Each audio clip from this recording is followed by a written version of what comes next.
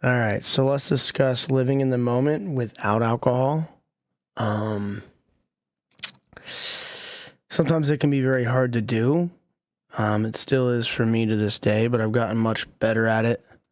There's times I still zone out and I'm trying to rush through things, and it's hard to really appreciate the moment, that cliche saying, what is it about the present being like a gift? That's why it's called the present. I don't know. I butchered that and I don't really care, but so cliche, but it's true. Like, the past is already over with and the future is unperceived fully. I could probably put that into better words, but yeah, all you can really do is control the present, and that will inspire or directly change the outcome of the future. And what's in the past has already molded you into the character you are today. But it's hard. It's hard to not dwell on the past a little bit or, fear the future. For some reason, Facebook's going off like crazy. I don't even like Facebook that much. Use Messenger and share memes and videos, music videos. So yeah, when you're actively drinking, you're not really enjoying the present moment. Like, hours would pass, 10 hours would pass so quickly while I was intoxicated. Maybe the first 2 to 3 hours I enjoyed with the buzz, but I'd be into drunk territory even within 2 hours sometimes. So I definitely was not enjoying the present moment. Like, I had fun. I remember some of it, most of it, but was I fully present? There's no way. And then when I'm hungover, for 2 days, it's almost half of my week right there, intoxicated or hungover, and then I'm finally feeling better to do it all over again the next weekend. And even when I'm hungover, I couldn't keep focus on anything because I'm naturally ADD. My anxiety would be through the roof, my anxiety, and I'd be going from one thing to the other, and I would just stop and go lay down and sleep more and waste my time, which I've talked about numerous times. So even when I was hungover, I would never fully. I remember going to family gatherings and stuff the next day after a night of drinking, and it was just I was just tired. I was miserable. I was cloudy in my head. I didn't have that clarity. I catch myself being able to think much more quicker and on point now, being able to sustain a conversation. I still have my social anxiety. I still lock up from time to time. That's just natural. You got to get over it and live with it. It's hard for some people. They never get out of that shell. Trust me, I love being introverted and at home, but I also love the social aspect too. It's like a battery, right? When I'm around people, it slowly comes down, and I got to recharge it and be on my own. I love alone time, and some people wear me out mentally, and I'd rather just recharge at home in my own sanctuary. You know what I mean? Some people don't like to socialize at all, and that's fine. It's just, it can be tough on you, mentally. I've went long stints without really socializing. Just work, home, keep to myself. Work, home, keep to myself. Even when I was laid off, keep to myself, weeks on end, And I could function like that. Like, COVID and the pandemic, lockdowns were tough, but I thrive in that environment, right? I just did things at home. Some people really affected that are used to just socializing all the time and everything. But with sobriety, you can definitely take advantage of the present moment much easier, because that cloudiness that comes with drinking for several days after drinking, it really hinders your brain. I'd be irritable. Like, having a longer conversation with somebody was more of a nuisance than anything. And now I'll catch myself just blabbing on. I wasn't like that before. It was always short spoken, quick answers. I just didn't want to talk. And then one day out of the week when I was feeling good, I'd be a bit more social. And then I would drink, be super social for a bit, or not at all. It all was dependent on my mood. And then right back to it again, stuck in this perpetual purgatory of alcoholic alcoholism like crap, basically. But it's still hard. There's a lot of things I've been sleeping on. Literally just procrastinating, like meditation. I always get into it and get out of it so quick. I want to journal, which vlogging sort of like a video form of that for me to get it out. It's very therapeutic for me. But I also want to journal more, like physically write stuff down, get it out of my head. I want to meditate more. And I studied meditation really heavily years ago. I just never like fully stuck to it. I do it for a bit, then I stop. I'd really like to implement that into my life fully. I think it would be a big help. And I'm sure some people can relate to like, it's hard.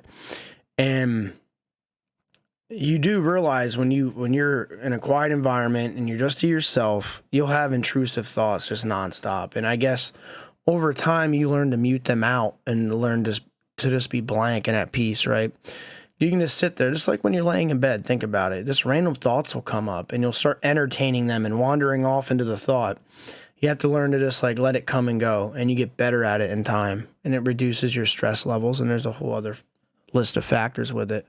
But it is true. I mean, your brain's just constantly dwelling on stuff and thinking of things, and it really, in modern society, society's not really normal with internet and social media and all these other stimuluses that are just not natural. It's very stressful, and a lot of people are really suffering because of it.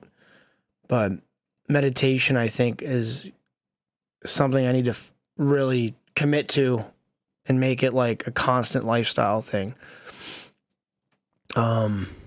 Really practice being in the present moment and active listening, not listening to what I want to hear, or just not listening at all. Like a lot of people listen for things they want to hear, it's called a selective hearing. You want to try to become an active listener, and it's hard. I struggle with it. I can literally, people can talk, and if I'm focused on, I cannot hear a word they say. It just sounds like Charlie Brown, you know what I mean? It's not good. I have very bad selective hearing, but I'm aware of it, and I'm going to try to change that. And when people talk, really listen to what they have to say and empathize with them. Don't listen to like formulate a response of your own to overcome them. Or when someone's talking, don't be thinking about your response the whole time and not listening to them. Don't just think of what you're going to say and not listen to what they're saying, right? Try to obviously formulate a response, but listen to the person. Because I know people that do this.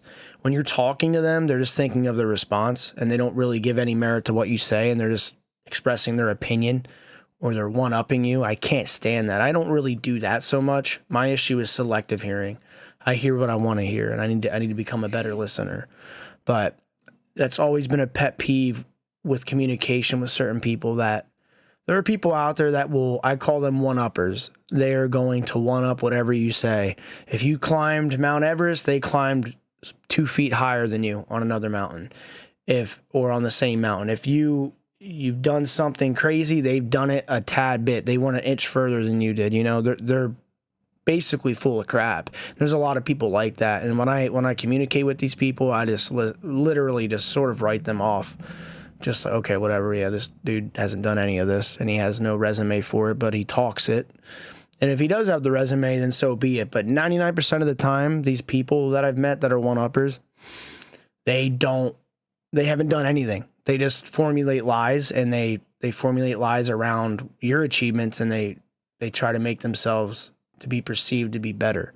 And these people exist. And to me, I don't give them any time of day. It's not worth it. To me, you have to have a backing, a resume, and an established environment and foundation to prove it. Otherwise, you can tell me whatever you want to tell me until you show a physical asset or the mentality that's not full of crap. Then we'll talk, right? I'm sure you know some people like this in your life. And if you are that person, trust me, most people see right through it, and they're not going to give you any merit or really pay much attention to it, because they know it's all this. It's all it is. I'm sorry to say it. People, I get so triggered by one-uppers. It's like, okay. And I will avoid any topic of conversation with them because it's just not worth it. Then when you call them out, they sort of stutter step and don't know what to say. You know what I mean? But, yeah. Active listening. Have deeper connections with people. When you're drinking, you're not really actually, you're having like top layer connections. You want to delve deeper, have more intimate social skills with people. And that comes easier, in time. It really does. Because when you're actively drinking, like, it's all like this base level. You just don't have time for it, It's mentally exhausting. Your mental stamina will greatly increase with sobriety. It really does. And you can hold those bonds and that communication level much further with people, if that makes sense. It's very tiresome when you're actively drinking. It's like I would avoid it altogether. I avoided so many events, communications. I'd leave people on red. I don't really do that when I'm sober because I have the mental fortitude for it. And it's not just like, oh, let's get through this conversation. Let's get through this event. Let's rush through it. It's like I'm actively there and I'm doing it, right? It's much better quality of life than just constantly just rushing through everything. Now I'm rambling, but I'll cut it off there for this video. If you're a one-upper and you're offended, I'm sorry, but back yourself with the resume and actually do things rather than just talk. It's what a lot of people, they just talk, and that's all they do. They're just talk. And it just triggers me, like, be about it, don't talk about it, you know what I mean? But yeah, that's about it.